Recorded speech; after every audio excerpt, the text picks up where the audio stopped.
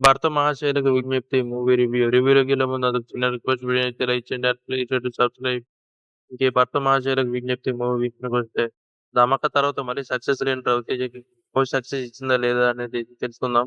కథ విషయానికొస్తే మన 'రవితేజ'కి ఆల్రెడీ పెళ్లయిపోయి ఉంటది. 'డింపుల్ హయాతీతో'. సో, స్పెయిన్ అయితే ఎళ్తాడు పెళ్లయిపోయిన తర్వాత. స్పెయిన్ ఎళ్ళిన తర్వాత అక్కడ ఒక అమ్మాయితో కనెక్ట్ అవుతాడు 'ఆషికా రంగనాథ్'. ఆ అమ్మాయి పరిచయం అయిన తర్వాత ఎలా జరిగింది వైఫ్‌కి మధ్యలో ఎలాగా అదే 'ఆషికా రంగనాథన్', 'డింపుల్ హయాతి' మధ్యలో ఎలాంటి పరిస్థితులు ఎదుర్కొన్నాడో, ఏం జరిగింది అనేదే కామెడీ ఎంటర్‌టైన్‌మెంట్‌గా చూపిచ్చారు డైరెక్టర్ కిషోర్ తిరుమల. ఇంక ఈ 'భరత మహేష్ విజ్ఞప్తి' ఈ కామెడీ మూవీ చూసిన తర్వాత నాకైతే 'రవితేజ'కి కరెక్ట్‌గా సూట్ అయింది. వింటేజ్ 'రవితేజ'. సో, నాకైతే చాలా బాగా నచ్చింది మూవీ అయితే. అన్‌ఎక్స్‌పెక్టెడ్ నేనైతే జీరో ఎక్స్‌పెక్టేషన్‌తోని ఈ మూవీకెళ్ళాను. సో, నాకైతే బాగా నచ్చింది. మెయిన్ 'సత్య' గారి కామెడీ సినిమాలో highlight.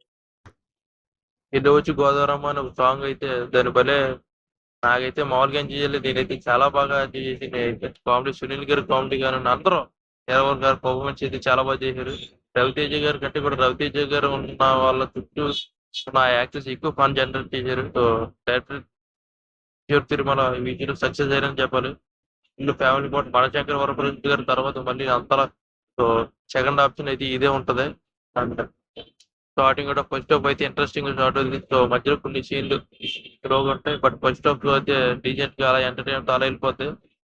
So, decent first half. Second half అయితే ఫస్ట్ హాఫ్‌తో కంపేర్ చేస్తే సెకండ్ హాఫ్ అయితే కాస్త డిసప్పాయింట్ చేయొచ్చు. బట్ అది కూడా ఓకే అన్నట్టుగానే ఉంది. ఓవరాల్‌గా నేనైతే జీరో ఎక్స్‌పెక్టేషన్స్ చూసింది కాబట్టి నాకైతే సాటిస్ఫై చేసింది.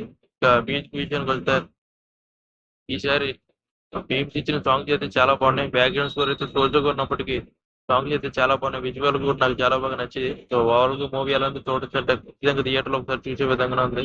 So, that's the review. దీనికి మన రేటింగ్ వచ్చి 3.5. వీడియో నచ్చితే లైక్ చేయండి. And please share next